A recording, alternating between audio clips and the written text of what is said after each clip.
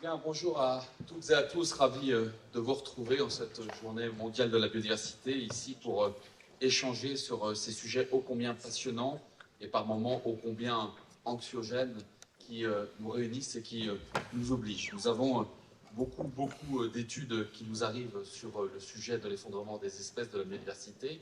Vous avez vu il y a quelques jours le sujet des oiseaux, l'exposition qui nous a été prêtée par le Muséum d'histoire naturelle, si j'ai bien compris, illustre bien ces sujets pour notre belle Bretagne. Et je veux dire à cet instant, puisque nous parlons de biodiversité, qu'il n'y a effectivement pas que le climat et le carbone dans les sujets que nous devons suivre. Il y a aussi ce sujet de la biodiversité. C'est un tout, c'est un sujet ô combien important, et c'est la raison pour laquelle nous sommes ravis, avec Carole Lebéchec, présidente de Brest Biodive et conseillère régionale à mes côtés, de vous inviter à cette journée pour débattre, pour échanger, pour travailler en résonance avec ce qui se passe dans le monde entier sur ces sujets de biodive. La Bretagne, comme le reste du monde, est touchée par ces sujets qui enregistrent une baisse massive de biodiversité sur l'ensemble de notre territoire breton. Et quand je dis l'ensemble de notre territoire breton, ça va des fous et macareux sur nos îles jusqu'à nos oiseaux des champs, en passant par les insectes et en passant par les mammifères. Nous avons des enjeux considérables que nous pouvons toucher du doigt et qui nécessitent une réaction.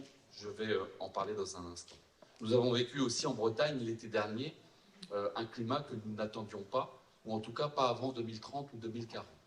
Nous avons vécu des incendies considérables, cela a marqué les esprits et cela nourrit encore beaucoup de travaux, non pas que nous n'avions pas commencé avant, mais je crois que la prise de conscience s'est accélérée et que l'action de l'ensemble de celles et ceux qui s'intéressent à ces sujets est aujourd'hui coordonnée pour faire en sorte que sur ces sujets d'eau, d'environnement, de biodiversité, de climat, nous puissions avoir une action globale de tous les acteurs, parce que c'est une des clés de réussite que d'agir tous ensemble. Je suis ravi d'avoir ici, aux côtés de Carole Lebéchec, Delphine Alexandre, vice-présidente sur l'eau et le One Health à la région Bretagne, sujet ô combien important. Cher Gilles, merci d'être là. Tu es l'invité d'honneur que nous avons retenu pour cette journée. Et ceux qui ne connaissent pas Gilles Boeuf peuvent consulter sa bio pour voir combien c'est un homme complet, un citoyen du monde, un biologiste reconnu et un homme qui s'intéresse à la politique parce qu'il sait que par la politique, nous pouvons agir. Pas que par la politique, mais notamment par la politique. Et je suis un peu jaloux d'Alain Rousset qui a su te convaincre de s'entraîner dans son équipe régionale pour pouvoir agir dans cette belle région Aquitaine, qui est une région voisine et amie, dans laquelle tu œuvres, pour pouvoir travailler aux politiques publiques qui sont mises en œuvre par cette belle région et qui nous inspirent aussi ici en Bretagne. Et tu as eu déjà l'occasion de venir échanger et travailler avec nous. Donc merci encore d'être présent aujourd'hui. Avant cette matinée et cette ouverture, nous échangeons autour d'un café avec Gilles et Carole sur ces sujets qui consistent à entraîner le monde, entraîner la France, entraîner la Bretagne pour ce qui nous concerne, dans ces transitions qui sont ô combien indispensables, sans perdre le contact avec les concitoyens, sans perdre le contact avec les hommes et les femmes qui vivent ici en Bretagne. Et c'est ô combien important parce que nous sommes dans une période où nous ressentons bien que l'éco-anxiété est là.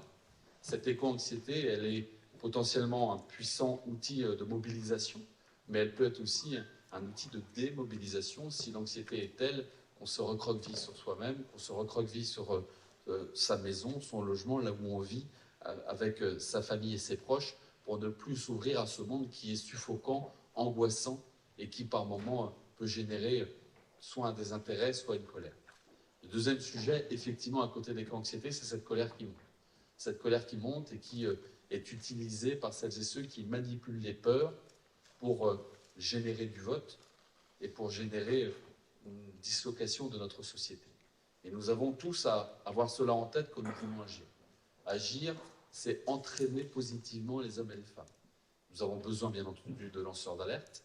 Nous avons besoin, bien entendu, de montrer les dysfonctionnements du monde, sans quoi nous n'avons pas de capacité à agir pour transformer. Mais nous avons à lutter contre ces sources de radicalité et de violence qui sont contre-productives et qui viennent frapper toujours les plus fragiles, les plus faibles, les plus pauvres, celles et ceux qui ne pourront pas par eux-mêmes se protéger, celles et ceux qui vont être les premiers exposés, qui sont les premiers exposés aux effondrements, aux transitions, aux chocs climatiques et environnementaux que nous sommes en train de vivre. Alors, pour agir, il faut poser des lignes. Poser des lignes, définir des caps et mener des politiques publiques. Je crois que nous avons à réaffirmer que sans politique, dans ce moment-là, il n'y a pas de capacité à agir. Politique au niveau mondial, au niveau européen, politique au niveau, bien entendu, de nos territoires, par l'action de toutes celles et ceux qui veulent agir, et par une mise en résonance des politiques publiques, depuis le niveau européen jusqu'au niveau municipal, pour pouvoir mener des politiques qui sont quelquefois simples et rapides à mettre en œuvre et d'autres fois complexes et lourdes à piloter, qui nécessitent donc une planification et une organisation dans le temps long. La région Bretagne prend sa part. La région Bretagne prend sa part nécessairement, et il y a quand même quelques bonnes nouvelles à mettre en avant, même si tout n'est pas réalisé, même s'il y a encore beaucoup de chemin à accomplir. Le premier des sujets que je voudrais aborder devant vous, puisque nous sommes en train de parler de biodiversité, la première bonne nouvelle qu'il faut mettre en avant, c'est ce travail que nous réalisons sur le zéro artificialisation nette. Je veux le dire ici parce que ce sont des débats complexes qui sont souvent percutés par notre responsabilité d'accueil de nouvelles populations, par notre responsabilité de construire de nouveaux logements pour que nos enfants puissent vivre en Bretagne, pour que la décohabitation, le nombre de divorces qui nécessite plus de 7000 logements par an en Bretagne, puisse se réaliser dans les meilleures conditions. Mais nous avons en tête que si nous réalisons ce zéro artificialisation nette, ce n'est pas simplement pour répondre à des injonctions de la loi, c'est simplement pour conserver nos espaces naturels, conserver nos terres, et notamment nos terres agricoles, et faire en sorte que nous soyons acteurs du maintien de la biodiversité, voire du réensemencement de la biodiversité et de son redéveloppement dans les années qui viennent. Donc ce ZAN, qui est vécu comme une complexité absolue, voire pour certains comme une limitation à la capacité d'accueillir des entreprises et des habitants, doit être vu au contraire comme une première bonne nouvelle pour tenir encore une fois notre avenir entre nos mains et être capable d'avoir une action positive sur l'avenir de la Bretagne à 30 ans, à 50 ans, pour faire en sorte que l'expérience bretonne, cette expérience de vie assez extraordinaire et assez unique dans le monde, soit durable pour celles et ceux qui nous succéderont. C'est un sujet important et je pense que tous ceux qui s'intéressent à ce sujet de la biodive doivent s'intéresser à ce sujet du ZAN, qui porte en lui la capacité à intégrer que la limitation de la planète est intégrée dans les modèles économiques. J'en dirai pas plus, mais c'est un sujet passionnant. Le deuxième sujet, c'est la transition écologique dans le domaine de l'agriculture, dans le domaine des métiers du vivant. Nous avons mené un travail considérable ces 20 dernières années. Il y a encore un travail considérable devant nous sur les sujets, bien entendu, de maîtrise de cette production alimentaire au service de notre humanité, tout en intégrant les enjeux du vivant, tout en intégrant les enjeux de la biodiversité, en faisant en sorte donc de sortir du modèle qui s'appuie sur le carbone, sur le pétrole, de sortir du modèle qui s'appuie sur les pesticides et d'intégrer dans l'ensemble de l'équation les enjeux de biodiversité, les enjeux d'eau et les enjeux de terre. C'est un sujet passionnant sur lequel il y a beaucoup de débats, et c'est légitime, et sur lequel la région Bretagne est très engagée.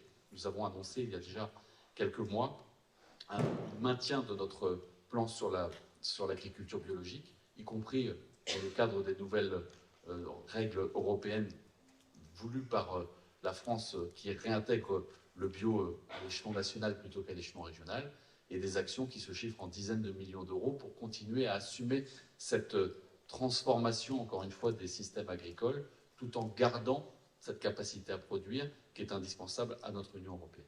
Les enjeux sont importants et c'est le deuxième sujet sur lequel je voulais attirer votre attention. Et nous signerons avec Carole Lebéchec dans quelques semaines l'appel de la haie qui symbolise en soi ces mutations ô combien considérables.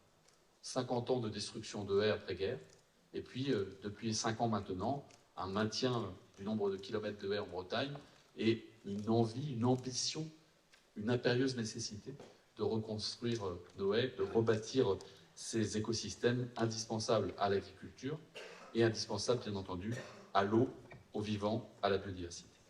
Et puis, je pourrais parler de l'eau, puisque j'ai cité tout à l'heure la présence dans la salle de Delphine Alexandre.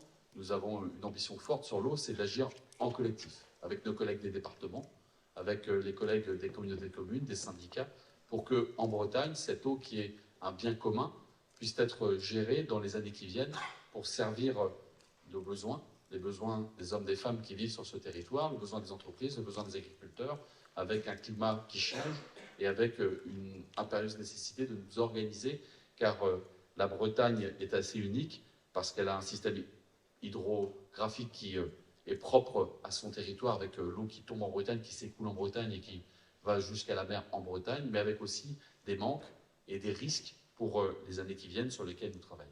Voilà rapidement les quelques sujets sur lesquels nous avons avancé et sur lesquels nous avons encore à avancer dans les années qui viennent. Et ça, c'est notre responsabilité d'élus et nous devons continuer à le faire avec les concitoyens et montrer ce que nous voulons faire pour entretenir un débat qui montre, je l'espère, qu'il y a encore une fois un chemin qui est parcouru par celles et ceux qui ont l'honneur de servir de par les mandats qu'ils ont pu obtenir par le vote des concitoyens. Mais cela ne suffira pas. Il faut aussi une action de l'ensemble de la société, des hommes et des femmes engagés dans le monde associatif. Et nous avons en Bretagne particulièrement une vitalité particulière du monde associatif qui nous permet de se dire qu'on est un territoire avec une capacité d'action assez formidable, mais aussi les entreprises. Et c'est le sens de la création de Brest Biodive que d'entraîner les entreprises avec nous. Parce que nous avons conscience que les entreprises doivent faire partie de l'équation et doivent intégrer dans leur modèle cette limitation du vivant, intégrer dans leur modèle ces enjeux de transition écologique pour que leur performance économique de demain intègre cela et non pas soit mise de côté et vécue comme une contrainte imposée par quelques assemblées, qu'elles soient locales, nationales ou européennes. Nous avons donc besoin que les règles évoluent et nous suivons de très près l'évolution des normes et des comptabilités hors bilan. Nous suivons de très près la taxonomie européenne et j'ai beaucoup d'espoir dans ces nouveaux outils qui vont obliger toutes les entreprises, y compris les grands groupes, à intégrer dans leur modèle ces sujets. Et c'est ô combien passionnant, même si c'est complexe et même si cela semble quelquefois prendre plus de temps que l'idée qui a germé il y a déjà quelques dizaines d'années. Et puis nous avons à côté de cela à faire en sorte que les entreprises qui le souhaitent puissent s'engager volontairement, soit par des actions propres, soit par la transformation de leur modèle, et puis aussi en agissant à travers des actions conduites par des tiers, et la Fondation Brest Biodive en est un. Cette Fondation Brest Biodive, elle peut agir de manière coordonnée, concertée et intelligente au service de notre biodiversité, et les entreprises qui sont donatrices de cette fondation peuvent ainsi intégrer à leur bilan, à leur document permettant de montrer leur action en direction de l'entièreté du vivant, cette capacité à agir positivement sur la planète. Nous avons besoin de continuer à entraîner avec nous d'autres entreprises. Celles qui nous ont rejoints sont, je pense, plutôt satisfaites du travail qui a été réalisé et des bilans que nous avons pu présenter. Mais il y a encore beaucoup de chemin devant nous. Alors je le redis, une action politique par les différentes strates d'élus qui peuvent assumer leurs responsabilités au quotidien, une action des citoyens dans leur vie quotidienne, mais aussi dans leur engagement citoyen, et puis une action des entreprises. Et c'est par ce mixte que nous serons capables de produire des effets positifs qui, encore une fois, bénéficieront à l'entièreté du vivant et bénéficieront aussi à nos économies. Et ce sera mon mot de la fin, parce qu'il n'y aura pas de performance économique sans cette performance écologique. Il n'y aura pas de performance économique si on continue d'être dans une économie prédatrice du vivant. Il n'y aura de performance économique que si on intègre ces limitations planétaires et cet engagement à faire en sorte d'intégrer dans les équations économiques l'impact que l'on a sur l'environnement tout entier. C'est à cette condition que nous aurons la capacité de proposer des modèles qui se tiennent, des modèles qui redonnent espoir et des modèles qui, quelque part, créent une dynamique pour notre jeunesse qui souhaite, qui intègre ces enjeux bien plus encore que nous et qui attendent de notre part des réactions vives, fortes, à la hauteur des enjeux, tout en restant optimistes, tout en restant volontaristes et tout en restant, encore une fois, porteurs d'ambition collective pour notre société tout entière. Merci de vous être déplacés aujourd'hui. Merci d'intégrer dans votre agenda chargé cette journée qui nous permet de travailler sur ces sujets avec cette communauté bretonne ô combien motivée. Et encore une fois, cher Gilles Boeuf, merci d'être parmi nous, car ta présence à nos côtés nous inspire et nous donne de la force pour l'avenir. Merci à tous.